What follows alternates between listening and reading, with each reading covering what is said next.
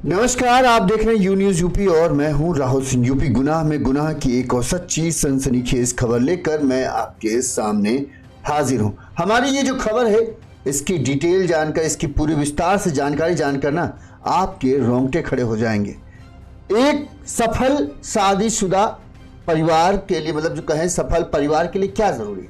भरोसा, विश्वास। और इस विश्वास और भरोसे को हासिल करने के लिए सबसे ज्यादा क्या लगता है? वक्त। एक पति जो अपनी पत्नी के साथ पिछले 15 सालों के साथ बड़ी ही ईमानदारी के साथ रह रहा हो, 2 प्यारे प्यारे बच्चे हो और शादी के 15 साल बाद उसे ये पता चलता है कि उसकी पत्नी जो है उसे धोखा दे रही। पति पत्नी को रोकता है, टोकता है, परिवार की दुहाई देता है कि तुम अगर ऐसा करोगे तो हमारे बच्चों के ऊपर क्या असर पड़ेगा, बच्चे जब इसके बारे में जानेंगे तो तुम्हारी इज्जत नहीं करेंगे। उसे समझाने की कोशिश करता है, लेकिन पत्नी के ऊपर तो हवस का भूत सवार होता है। अवैध संबंधों को उसे ऐसा चस्का लगा होता है कि वो कुछ भी सुनने के लिए तैयार नहीं होती है। और जब पति की रोक टोक ज्यादा बढ़ जाती है तो वो इस कदर खौफनाक स्तर पर उतर आती है कि वो पति की भी सांसों को हमेशा के लिए बंद कर देना चाहती है। पति जब बहुत ज्यादा रोकता टोकता है तो पत्नी अपने प्रेमी के साथ मिलकर ऐसी खौफनाक साजिश रचती है जिसे अब जब 1 महीने बाद इस हत्याकांड का खुलासा हुआ तो जिसको जो भी इसके बारे में जानता है उसको कहें उसके रोंगटे खड़े हो गए। यूपी के संभल जिले में 18 नवंबर को एक पति की बड़ी ही बेदर्दी से उसकी पत्नी अपने प्रेमी के साथ मिलकर पहले हत्या करती है और फिर हैवानियत की हदें पार करते हुए, यानी इंसानियत को पूरी तरीके से अपने जिस्म से निकालकर बाहर फेंक देने के बाद ये दोनों, पत्नी और उसका प्रेमी, ग्राइंडर कटर जिससे पत्थर काटे जाते हैं, जिससे लोहे के एंगल वगैरह काटे जाते हैं, उस कटर से अपने पति जिसके साथ 15 साल से रह रही थी, जिसके साथ इसके 2 प्यारे प्यारे बच्चे हैं, उस पति के उस कटर से जो है 6 टुकड़े कर दिए। सिर अलग, धड़ अलग, दोनों हाथ अलग, दोनों पैर अलग। अब इस जो सब 6 टुकड़ों को एक बैग में भरकर ये उसकी लाश को अलग अलग जगह पर फेंक देते। किसी कहीं हाथ और पैर, हाथों को और धड़ को फेंका एक नाले में, सिर को फेंका कहीं और, नीचे के हिस्से को किसी नदी में बहा दिया। इस तरह से एक पत्नी जो 15 साल से एक पति के साथ थी, उसको ऐसा उसके भरोसे का सिला दिया कि कोई भी अब किसी पर भरोसा करने से पहले 10 बार। जब इस पूरे केस का खुलासा हुआ तो पति का सिर्फ हाथ और धड़ मिल पाया। सिर, उसके पैर का निचले, शरीर के निचला हिस्सा अभी तक पुलिस को बरामद नहीं हुआ और शायद अब मिले भी ना। 1 महीना बीत चुका है, यानी एक तरीके से कहें मरने के बाद भी पति की आत्मा को शांति नहीं मिली। वहीं इस मामले में जो पति पत्नी की बेटी, 10 साल की बेटी, उसने भी अपने मां के सारे राज पुलिस के सामने खोल दिए, जिसके बाद पुलिस ने मां और उसके प्रेमी को गिरफ्तार कर सलाखों के पीछे भेज दिया है। अब ये अपने किए की सजा भुगतेंगे। वहीं दोनों बच्चों का रो रो कर बुरा हाल है। पिता की हत्या मां ने कर दी और मां सलाखों के पीछे पहुंच गई। अब वो इस जालिम दुनिया से अकेले सामना करेंगे। क्या है पूरा घटनाक्रम, हम आपको विस्तार से बताते हैं ताकि आपको पूरा मामला समझ में आए और इस रोंगटे खड़े कर देने वाले हत्याकांड की पूरी कहें तफ्तीश आपको पता चले कि आखिर पत्नी ने कैसे अपने पति की हत्या की, किन वजहों में हत्या की, कैसे उसने अपनी पति की लाश को टुकड़े किए और फिर कैसे उसने उन्हें ठिकाने लगाए कि 1 महीने तक किसी को उसके बारे में पता तक नहीं चल पाया। और आखिर 1 महीने बाद कैसे पुलिस ने इस पूरे हत्याकांड का खुलासा किया और पत्नी का सच जो है अब सबके सामने ला दिया। ये सब हम आपको अपनी इस रिपोर्ट में सब कुछ तफसील से बताएंगे। ये हम खबर बताएं उससे पहले छोटी सी अपील, अगर आपको हमारी खबरें अच्छी लगती हैं और आप हमें आर्थिक तौर पर सहयोग करना चाहते हो क्योंकि आपको हमारा काम पसंद है और आप चाहते हो कि हम और ज्यादा अच्छे से अपनी खबरें दिखाएं, लिहाजा उसके लिए हमें आर्थिक तौर पर धन की जरूरत होगी। तो अगर आपको हमारी खबरें अच्छी लगती हैं, हमारा फोन पे नंबर स्क्रीन पर फ्लैश हो रहा है, इस पे आप अपने सामर्थ्य अनुसार हमें मदद भेज सकते हैं, जैसे हमारे इन भाइयों ने भेजा है। रोहन जी ने भेजा है और अजय कुमार मौर्य जी ने भेजा है और एक और हैं महतो जी करके हैं, उन्होंने भी अपने सामर्थ्य अनुसार हमें आर्थिक तौर पर मदद भेजा है। इन सभी के हम बहुत बहुत आभारी हैं। इसी तरह से आप भी हमें आर्थिक तौर पर मदद भेज सकते हैं, जितनी भी आपके सामर्थ्य, हम आपके आभारी रहेंगे। चलिए अब खबर पे आते हैं कि आखिर पूरा माजरा क्या है। यूपी के संभल जिले की ये खबर है। संभल जिले में एक महीने आगे एक महीने पीछे की पूरी कहानी हम आपको बताएं। सबसे पहले अभी जो हाल में हुआ वो हम आपको पूरा माजरा बताते हैं क्या है।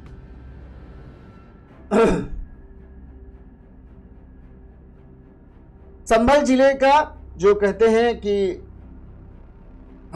चंदौसी कोतवाली क्षेत्र है। चंदौसी कोतवाली क्षेत्र में 15 दिसंबर यानी करीब 7 दिन पहले जो है सुबह 9 बजे पतौरा रोड स्थित ईदगाह है। चंदौसी कोतवाली यहाँ पर पतौरा रोड पर एक ईदगाह है। उस ईदगाह के पास से एक जो है नाला गुजरता है।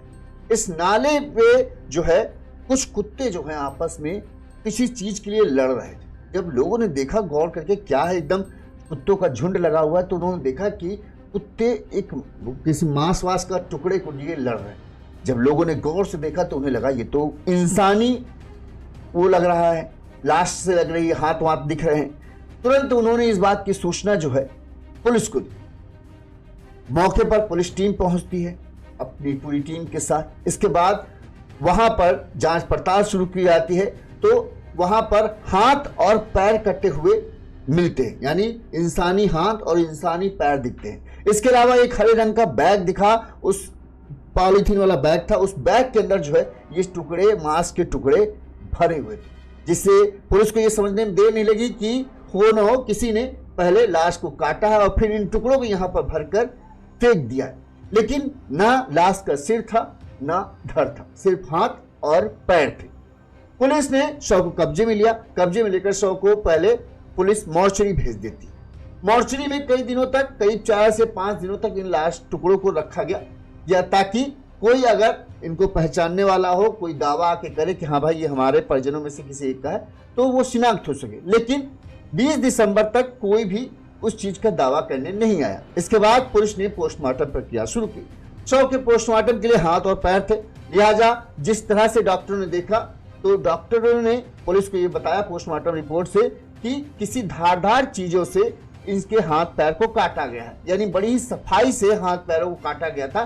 कोई ऐसा नहीं था कि जल्दबाजी में टुकड़े किए गए हों, ऐसा लग रहा था मशीन से इनके हाथ पैरों को काटा गया। अब पुलिस ने जब डॉक्टर जांच कर रहे थे तो एक बाजू पे जो है वहां पर एक टैटू बना हुआ था, उस टैटू पे लिखा हुआ था राहुल नाम। अब पुलिस उस राहुल नाम के आधार पर अपनी जांच की प्रक्रिया को आगे बढ़ाती।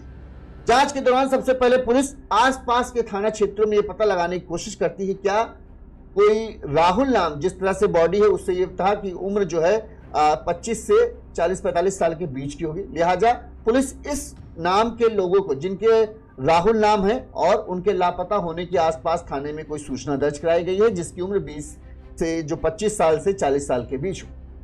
पुलिस जब ये छानबीन कर रही थी, इस दौरान जो है पुलिस को पता चलता है कि एक महिला ने, जिसका नाम रूबी है, ये चंदौसी कोतवाली क्षेत्र की ही रहने वाली है और ये चुन्नी गांव, चुन्नी मोहल्ला है, उसी मोहल्ले की रहने वाली है। इस महिला ने जो है 24 नवंबर को अपने पति, जिसका नाम है राहुल, उसके लापता होने की सूचना दर्ज कराई थी। उसका कहना था कि मेरा पति घर से काम के लिए निकले और उसके बाद लौट कर नहीं आए। ये सूचना 24 नवंबर को जो है ये रूबी ने दर्ज कराई थी। अब पुलिस रूबी के पास पहुंचती है। सबसे पहले रूबी को संपर्क करके ये बुलाया जाता है कि देखियो एक भाई, आपने अपने पति की सूचना दर्ज कराई थी, हमें पास में ही ईदगाह के नाले के पास से एक लाश मिली है और उसके हाथ में बाजू में टैटू में राहुल लिखा हुआ है। आके जरा शिनाख्त करो, क्या ये आपके पति का हो सकता है हाथ वगैरह कि नहीं। रूबी वहां पहुंचती है। रूबी के पास कहें जैसे ही वो देखती है वो फूट फूट कर खूब जोर जोर से रोने लगती है। कहती है हाँ ये मेरे पति के ही हाथ हैं। अब पुलिस को ये था जो सबसे बड़ी चुनौती थी कि लाश की पहचान करना। पुलिस ने वो चुनौती पार कर ली थी, लाश की पहचान तो हो चुकी थी। अब ये था कि आखिर राहुल का बाकी शरीर कहाँ है और उसकी किसने इतनी बेदर्दी से हत्या की कि हाथ अलग पैर अलग, सिर अलग धड़ अलग। तो कौन है वो जो राहुल से इतनी नफरत करता था कि इतनी बेदर्दी से उसकी हत्या की? अक्सर पुलिस इस बात को जानती है कि हत्या जैसे अपराधों में कोई ना कोई करीबी ही शामिल होता है। बहुत कम ही होता है कोई ऐसा अनजान आदमी किसी उसकी वजह से मार दे, वरना अमूमन जान पहचान का शख्स ही हत्या जैसे जघन्य अपराध को अंजाम देता है। लिहाजा पुलिस ने जो है चुन्नी गांव चुन्नी मोहल्ले क्षेत्र में जो है इस बात की पूछताछ करना शुरू की कि राहुल से किससे झगड़ा था, राहुल की किसके साथ दुश्मनी थी, राहुल और उसकी पत्नी के बीच किस तरह के संबंध थे। ये सब पूरी जानकारी पुलिस ने पूछताछ करना शुरू किया। मोहल्ले से पुलिस को बहुत सारी अहम जानकारियां मिली। पुलिस को पता चला कि राहुल की दुश्मनी के मामले में तो किसी से कोई खास दुश्मनी नहीं थी। राहुल की पत्नी जो है रूबी, उसका मोहल्ले के कुछ लोगों से बड़ा ही खास दोस्ती यारी है। इस दौरान पुलिस को यह भी पता चला कौन वो दोस्त हैं। पता चला कि गौरव और अभिषेक नाम, चूंकि जो रूबी है वो चुन्नी, उसका मायका ही चुन्नी मोहल्ला है, ठीक। तो पुलिस ने जान पड़ताल की तो पता चला कि जो राहुल है वो असल में थाना राजपुरा के कस्बा गंवा का रहने वाला था। राहुल जूते का कारोबार करता था और उसकी शादी जो है 15 साल पहले चंदौसी कोतवाली क्षेत्र के मोहल्ला चुन्नी की रहने वाली रूबी से हुई थी। दोनों के 2 बच्चे हैं, एक 12 साल का बेटा है और एक 10 साल की बेटी है। राहुल जब दोनों बच्चे हुए इसके बाद से वो चुन्नी मोहल्ले में ही आकर रहने लगा, यानी रूबी के मायके में। रूबी का गौरव और अभिषेक नाम के 2 युवकों के साथ अच्छी खासी दोस्ती थी और इन दोनों युवकों का जो है इनके घर में आना जाना भी रहता था। पुलिस को पता चला कि गौरव के साथ जो है रूबी की कुछ ज्यादा ही गहरी दोस्ती है और कई लोगों मोहल्ले के तो लोगों को लगता था कि रूबी और गौरव के बीच में जो है प्रेम प्रसंग भी है। अब पुलिस को शक मिला। इसके अगले दिन पुलिस जो है 18 नवंबर को जो है ये 21 दिसंबर को जो है 20 दिसंबर को पोस्टमार्टम हुआ, पहचान हो गई। 21 दिसंबर को पुलिस जो है सीधे रूबी के घर पहुंचती है और रूबी के घर पर जांच पड़ताल करना शुरू करती है कि कहीं ऐसा तो नहीं कि, क्योंकि उन्हें मोहल्ले से जानकारी मिल चुकी थी, प्रेम प्रसंग वाला भी मामला हो सकता है। लिहाजा पुलिस घर पर जांच करने पहुंचती है तो घर से तख्त, लोहे की एक रॉड मिलती है, इसके अलावा बिजली का हीटर और कई जगहों पर खून के धब्बे मिलते हैं, जिसे फोरेंसिक टीम कब्जा कर ले जाती है। वहीं रूबी की कॉल डिटेल पुलिस जब निकालती है तो पुलिस को और चौंकाने वाली बातें मिलती हैं। पता चलता है कि गौरव के साथ जो है रूबी की बड़ी लंबी लंबी बातचीत होती रहती। वहीं पुलिस ने रूबी के दोनों बच्चों से, पहले तो रूबी बेटा और बेटी से बात कराने के लिए तैयार नहीं हो रही थी, लेकिन फिर भी पुलिस ने किसी तरह से उनसे पूछताछ की तो रूबी की बेटी ने बड़ी चौंका देने वाली बातें पुलिस को बताई। पुलिस रूबी की बेटी ने बताया कि जो है जो ये अंकल हैं, दोनों जो दोस्त हैं, वो हमें अच्छे नहीं लगते थे। हम इस बात का विरोध करते थे कि उनको घर में मत लाओ, तो माँ हमें डांटती थी और कहती थी ज्यादा किसी से बोलने वोलने की जरूरत नहीं है। और उसने कहा कि बेटी ने कहा हमें लगता है कि माँ ने और इनके इन दोस्तों ने मिलकर ही पिताजी को मारा है। अब ये एक बहुत बड़ा हिंट था पुलिस के लिए कि कहीं ना कहीं घर के अंदर ही अपराध जन्मा है और यहीं पर इस सब की वारदात को अंत किया गया। लिहाजा पुलिस ने परिवार वालों से, घर वालों से, मोहल्ले वालों से पूछताछ करने के बाद, सर्विलांस की डिटेल निकालने के बाद जो है रूबी उसके प्रेमी गौरव को हिरासत में लिया और उनसे पूछताछ शुरू किया। पुलिस ने रूबी से सख्ती से पूछताछ की तो उसने जो है अपना गुनाह कबूल कर लिया। उसने बताया कि हाँ, वो उसने गौरव के साथ मिलकर ही अपने पति राहुल की बड़ी ही बेदर्दी से हत्या की है और फिर लाश को छिपाने के लिए उसके टुकड़े कर दिए। रूबी ने पूछताछ में बताया कि राहुल, दरअसल हमारी शादी हुई, शादी के बाद से हम यहीं रहने लगे। पहले से ही मैं गौरव को जानती थी और इस दौरान जो है बच्चे होने के बाद राहुल कामकाज में ज्यादा बिजी रहता था और गौरव से मेरी बातचीत, चूंकि एक ही मोहल्ले के रहने वाले थे, तो बातचीत हमारी होती रहती और धीरे धीरे ये बातचीत बढ़ती चली गई और हमारे से बीच जो है प्रेम संबंध हो गए और प्रेम संबंध से भी आगे हम सारी सीमाएं तोड़ चुके थे जो नहीं तोड़नी चाहिए थी। इस दौरान रूबी बताती कि एक रात जो है 18 नवंबर से पहले, कुछ एक हफ्ते पहले जो है राहुल ने मुझे गौरव के साथ जो है आपत्तिजनक हालत में देख लिया था, जिसके बाद राहुल बहुत गुस्सा गया था और उसने गौरव को भी फटकारा था, मुझे भी झड़का था और आए दिन अब जब भी राहुल को मौका मिलता वो मुझे डांटता, फटकारता और ताने मारता था और मुझे इस तरह से पूरी तरह से कहता था कि गौरव से पूरी तरह से संबंध तोड़ लो, लेकिन मैं इसके लिए तैयार नहीं थी क्योंकि अब मुझे राहुल से ज्यादा जो है गौरव पसंद था, सीधी बात थी। लिहाजा राहुल की रोज रोज के टोका टाकी, डांटने फटकारने से अब तंग आ चुके थे। लिहाजा मैंने अपने प्रेमी राहुल के साथ, गौरव के साथ मिलकर राहुल को हमेशा के लिए रास्ते से हटाने का खौफनाक प्लान बनाया कि पहले पति की हत्या करेंगे, फिर उसकी लाश को ऐसे ठिकाने लगाएंगे कि कोई न जान पाए कि आखिर वो गया तो गया कहाँ। 18 नवंबर की वो रात थी जिस दिन हमने अपने प्लान को अंजाम दिया। 18 नवंबर की रात राहुल अपने काम से वापस आता है, खाना खाता है और सो जाता है। इस दौरान जब वो गहरी नींद में चला जाता है तो मैं अपने प्रेमी को, गौरव को बुला लेती हूँ। सोते हुए में ही हम दोनों उसे दबोच लेते हैं और उसको चीखने तक का मौका नहीं देते। इस दौरान गौरव जो है, मैं उसके हाथ पैर पकड़ती हूँ, गौरव दोनों हाथों से उसका गला घोटकर उसकी हत्या कर देता है। हत्या के बाद अब हमें उसकी लाश को ठिकाने लगाना था ताकि किसी को इसके बारे में पता न चल सके। हमने एक ग्राइंडर गौरव अपने साथ लेके आया था। ग्राइंडर कटर नहीं होता जो पत्थर काटने वाला, उसी कटर की मदद से अपने पति की लाश के 6 टुकड़े, सिर अलग, धड़ अलग, हाथ पैर अलग, 6 टुकड़े करके हम लोग पहले से ही पॉलीथीन लेकर आ गए थे कि जिनमें लाश को रखना है और फिर इसकी लाश को ठिकाने लगा। हाथ पैर को हमने जो ईदगाह के पास जो नाला था उस नाले में ऐसी जगह फेंका था जहां जल्दी कोई जाता हुआ जाए ना, सुनसान जगह पर। वहीं उसके सिर को अलग जगह फेंका और धड़ को एक नदी में बहा दिया ताकि किसी को पता न चल सके। वहीं जब हत्याकांड की वारदात को अंजाम करके हम वापस आ गए, इस दौरान 1-2 दिन गुजरे तो मुझे लगा कि कहीं लोगों को हम पे शक ना हो, क्योंकि बार बार लोग पूछ रहे थे कि राहुल कहाँ है, राहुल कहाँ है, तो मैं यही कहती थी काम के सिलसिले में गए हैं। लिहाजा मुझे ना चाहते हुए भी, क्योंकि ये दिखाना था कि मुझे अपने पति की चिंता है, लिहाजा 24 तारीख को मैंने अपने पति की गुमशुदगी की रिपोर्ट दर्ज करा दी कि वो काम के सिलसिले में निकले लेकिन फिर लौट के नहीं आए, क्या है।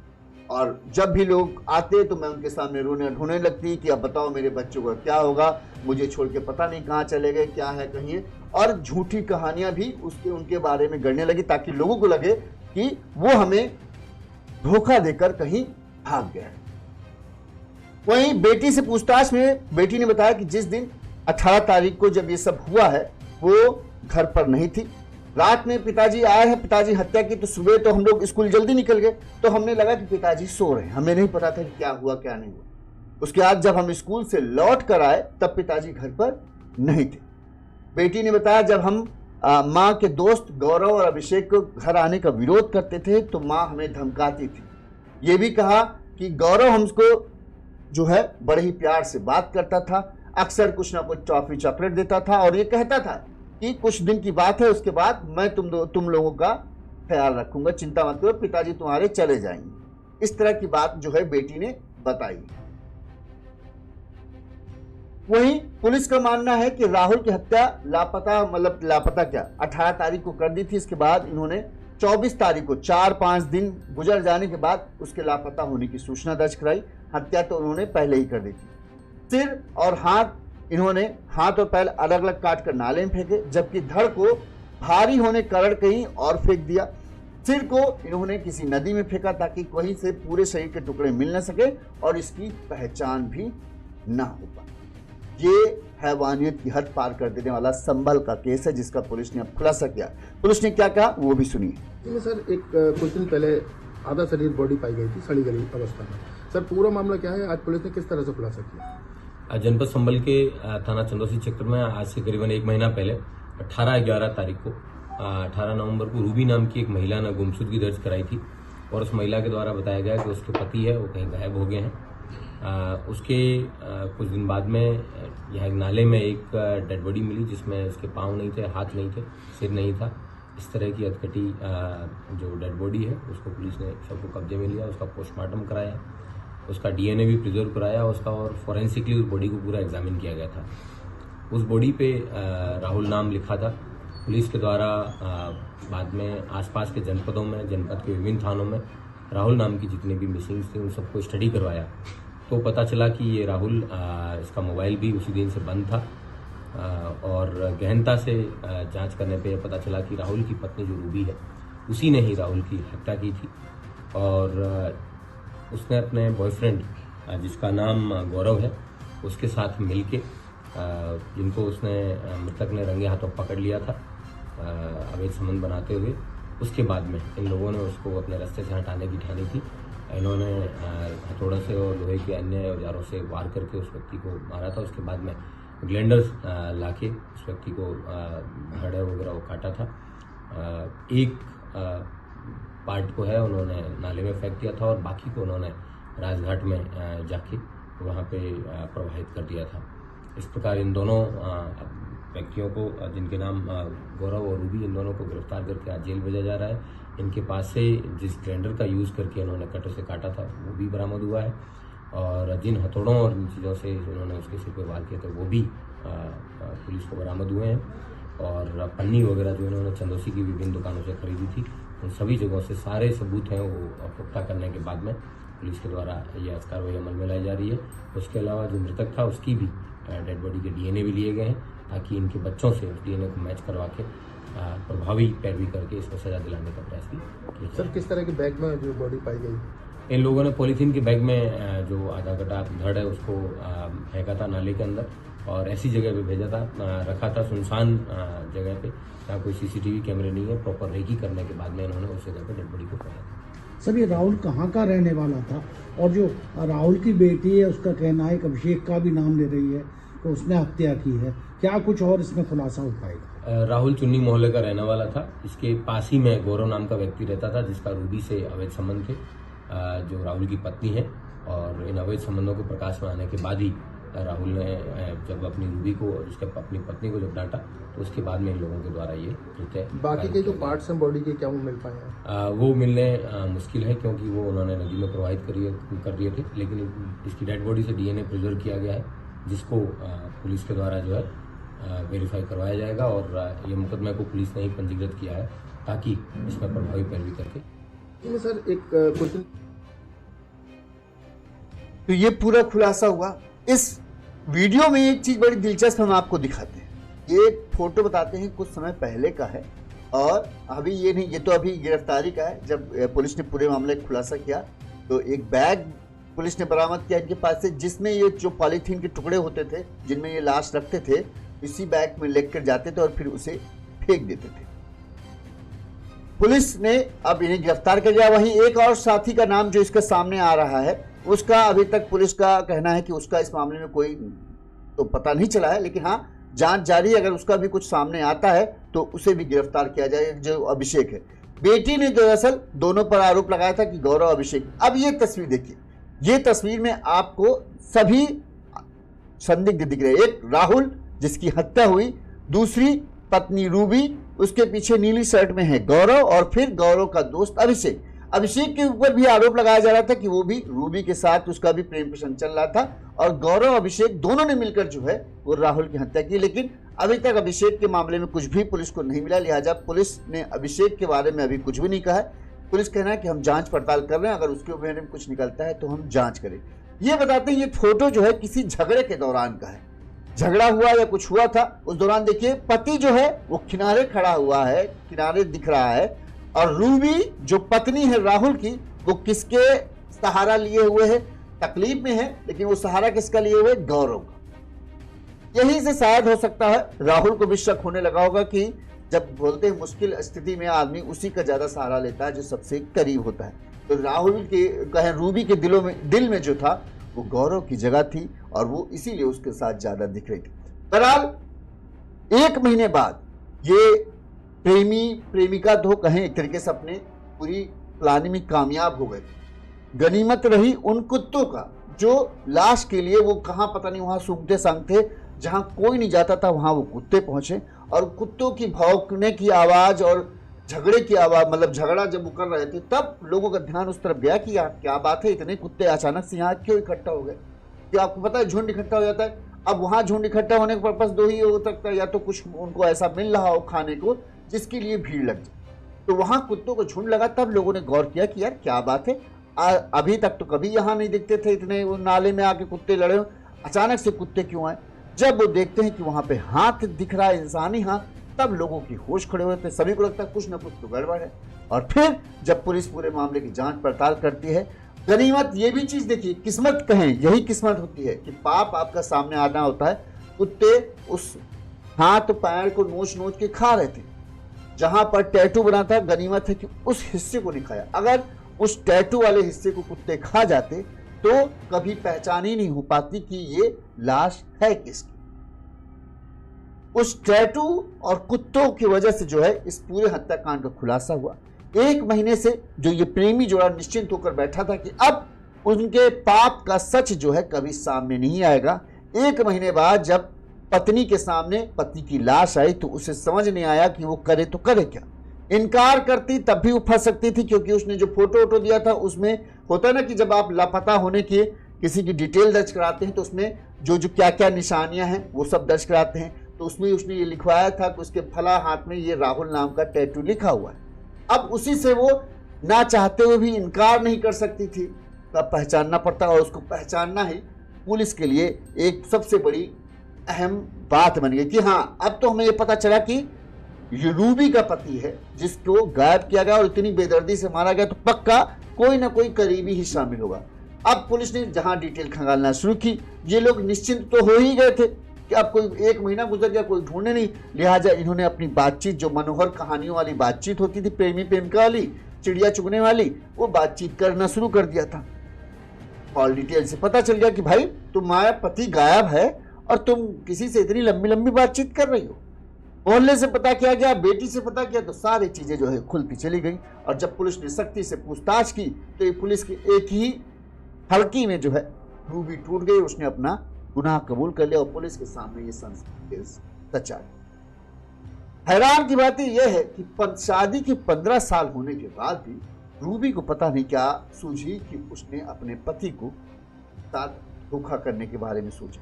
कैसे वो अपनी रिश्तों की मर्यादा और इस चीज को भूल गई कि 15 साल उसकी शादी को हो रहे हैं, 2 बच्चे उसके हैं, एक 12 साल का बच्चा है, एक 10 साल की बेटी है, बड़े बड़े बच्चे हो रहे हैं, इसके बाद भी उसके कदम कैसे बढ़े। हाल फिलहाल आप जितने केस देखिए उनमें यही हो रहा, शादी के किसी के 15 साल हो रहे हैं, किसी के 18 साल हो रहे हैं, किसी के 20 साल हो रहे हैं। अब ऐसे में इतने साल हो जाने के बाद जब पति पत्नी एक ऊपर अंधा विश्वास करने लगते हैं, अब मान लीजिए ये तो कह रही हमने गला दबा के मारा, राहुल, अगर राहुल को भरोसा ना होता कि हम जहां आए वहां हमारी जान खतरा नहीं, तो क्या वो आके उतना निश्चिंत होकर सोता अपने घर पे। भरोसा ही है ना कि पत्नी से 15 साल की शादी है, वो हमारे साथ कभी कुछ गलत कर सकती है।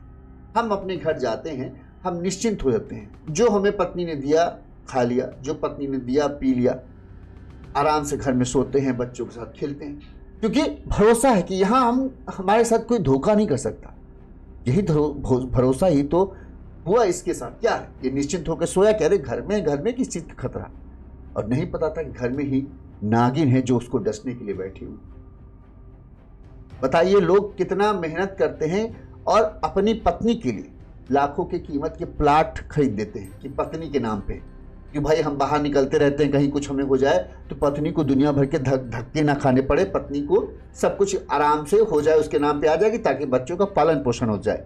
पति लोग क्या करते हैं, यही तो करते ना, घर खरीदते हैं, किसके नाम पे, पत्नी के नाम पे खरीद लेते हैं। जमीन खरीदा, चलो किसके नाम पे, पत्नी के नाम खरीद देते, क्योंकि हम बाहर जाते हैं, हमारी जान को ज्यादा रिस्क है, पत्नी को धक्के ना खाने पड़े, बच्चों की लाइफ सिक्योर हो जाए, इसलिए पत्नी के नाम करती है। दूसरी बात, एक भी सरकार भी छूट देती है कि आप अगर पत्नी के नाम पर प्लाट खरीदेंगे तो 1% की आपको स्टैम्प ड्यूटी में छूट मिल जाएगी, होता है ना।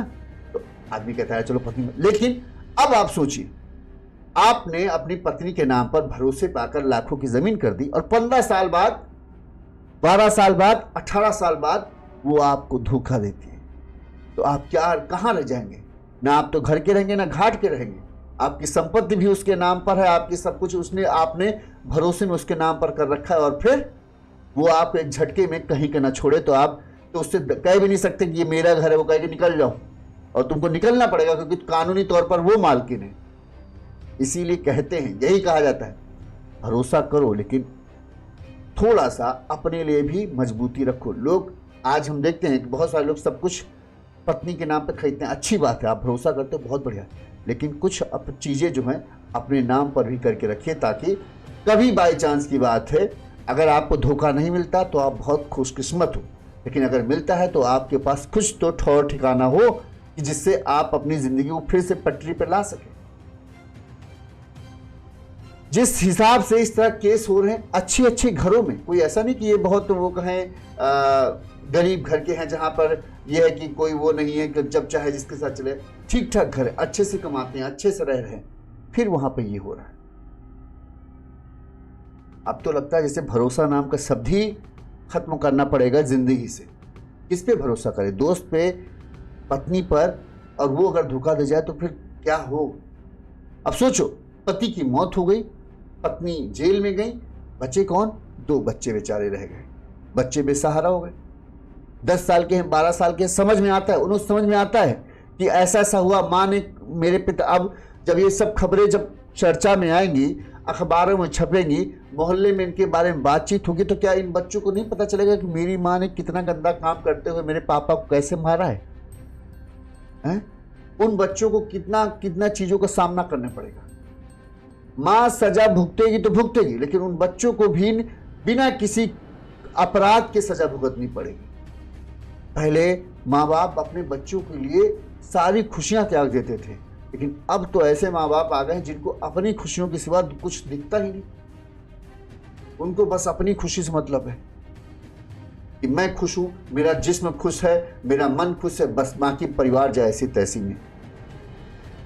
इस खबर पर आपकी क्या राय है, कमेंट करके जरूर बताइए। इसी तरह से तमाम बड़ी खबरें हम आपको बताएंगे। कल एक खबर हमने बताई थी, लखनऊ की खबर थी, जिसमें भी पति की हत्या की जाती है और पत्नी पड़ोस में रहने वाले एक युवक पर आरोप लगाती है कि उसने घर में घुसकर हमारे पति की हत्या कर दी, जबकि लड़के के पिता जो हैं उन्होंने कहा था कि बहू का इसमें हाथ है, बहू ने ही हत्या कराया है। पुलिस ने उस मामले में भी खुलासा कर दिया है, और जो पिता का दावा था, जो ससुर का दावा था, जो जेठ का दावा था कि बहू इस हत्याकांड में शामिल है, वही निकला। उसकी भी डिटेल अब से थोड़ी देर बाद हम आपको बताएंगे। चैनल को लाइक और सब्सक्राइब जरूर कर लीजिएगा, ताकि कोई भी बड़ी अहम खबर आपसे मिस ना हो, और आप सतर्क रहें, सावधान रहें, अपने परिवार की सुरक्षा करें, और इस चीज का हर दिन धन्यवाद अदा करें कि अगर आपके घर वाले आपको प्यार करते हैं, आपको मानते हैं, आपका बेटा आपको पानी का एक गिलास दे देता है जब आप थक के आते हैं, आपके पैर छूता है, आपको उपशब्द नहीं करता है, तो आप अपने आप को सबसे खुशकिस्मत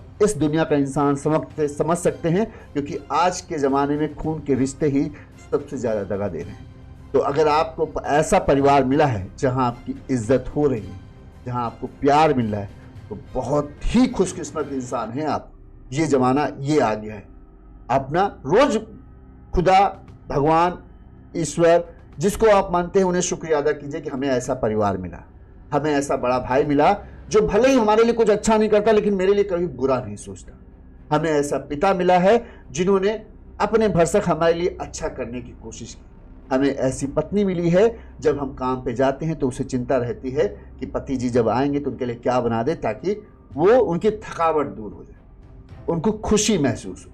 आपके ऐसे बच्चे हैं जो आपको खुशी देने के लिए अच्छी मेहनत करते हैं, ताकि जब अच्छे नंबर लाएं तो आपको अच्छा महसूस हो। तो आपसे ज़्यादा खुशकिस्मत इंसान इस दुनिया में हाल के समय को देखते हुए कोई नहीं है। तो रोज़ शुक्रिया अदा कीजिए भगवान का कि हमें ऐसा परिवार मिला। देखते रहिए यूनिज़ यूपी। नमस्कार।